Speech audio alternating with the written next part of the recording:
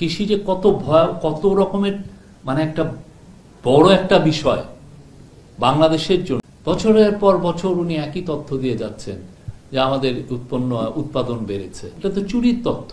আমরা এমন সময় দাঁড়িয়ে আছি, এমন এই যে ট্রাম্প কালকে ক্ষমতা নিবে, পুরো গ্লোবালি একটা যে আমরা যে একটা লিবারালাইজড ইকোনমিক অর্ডার যেটা ছিল সেটার থেকে আমরা খুব ইনসুলার একটা ওয়ার্ল্ডে ঢুকতেছি।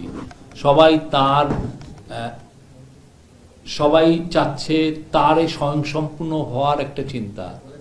আপনার উপর একটা ট্যারিফ ইম্পোজ করে আপনার পণ্যটাকে সে নাও নিতে পারে। আপনি এমন একটা পর্যায়ে পৌঁছাবেন, হয়তো দেখা যাচ্ছে আপনি কোনো কিছু ইম্পোর্টই করতে পারছেন না, বা আপনাকে এক ধরনের খুব বেঁধে দিচ্ছে। আপনার এমন একটা অ্যাকশনের কারণে দেখা গেল যে আপনি গ্লোবালি আইসোলেটেড হয়ে গেলেন। তো সেই জায়গার থেকে মানে এই যে গ্লোবাল, আগে প্রিভেলিং অর্ডার ছিল নিউ ইকোনমিক অর্ডারে, গ্লোবালাইজেশন হয়েছিল সবাই সবকিছু উৎপন্ন করবে না। আপনার যদি এই পণ্যতে যদি আপনি ভালো উৎপন্ন না, মানে প্রোডাক্টিভিটি যদি আপনার না থাকে, আপনার এফিসিয়েন্সি যদি না থাকে, আপনি এটা করবেন না। এটা করবে কে? এটা আপনি গার্মেন্টস করেন না, এটা এইখানে আপনি এফিসিয়েন্ট, আপনার কৃষিতে আপনার ভালো হচ্ছে না, আপনি করবেন না। তো এখন এই চিন্তাটা করা এখন একটা হচ্ছে সুইসাইড। অনেক দেশ কৃষি ছেড়ে দিছে, ধরেই নাই, কৃষি রাখেই নাই। জাপানে হয়তো ব্যতিক্রম, ইউরোপের দেশগুলো কৃষি বাঁচিয়ে রেখেছে পুরাটাই সাবসিডির উপর দিয়ে। কিন্তু ওরা জানতো যে এই কৃষি খুবই ভাইটাল। আপনি কৃষিতে ভালো ইনভেস্ট করবেন না, বা কৃষি আপনারকে বড় কিছু করতে পারবেন না, এমন সময় এসে আপনি ধরা খাবেন যেটার জন্য আপনি প্রস্তুত ছিলেন না। যে সমস্ত জায়গায় প্রতি ঘরে ঘরে বিদেশে লোক থাকে, তারা কৃষি করে না। কৃষি মানে হচ্ছে আপনার লাইফটা হচ্ছে $100 লাইফ।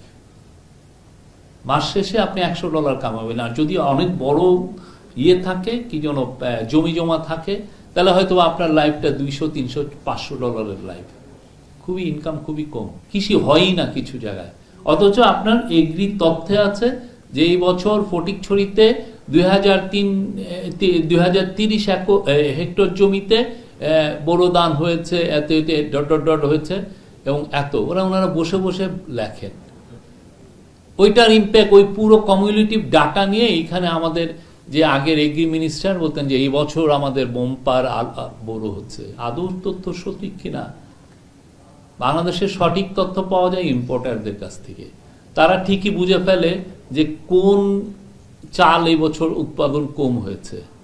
যখনই মার্কেট সিগন্যাল দেয় যে আমার যেই স্টোরেজে যতটুক থাকার কথা সেটা নাই, তখনই স্পেকুলেশনটা শুরু হয়। সেম থিং হয়েছিল 1974-এ। আমাদের চাল ছিল, কিন্তু আমাদের ইনফরমেশন চলে গেছে যে আমাদের চাল নাই, আমাদের নাই। স্পেকুলেশন হয়েছে, সবাই হোর্ডিং করতেছেন।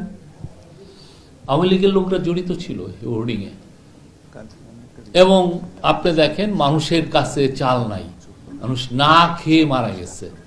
বাংলাদেশের ইন্ডিপেন্ডেন্ট বাংলাদেশে এই 1974-এর ফ্যামিনের চেয়ে বড় ডিজাস্টার আর একটা আসে নাই।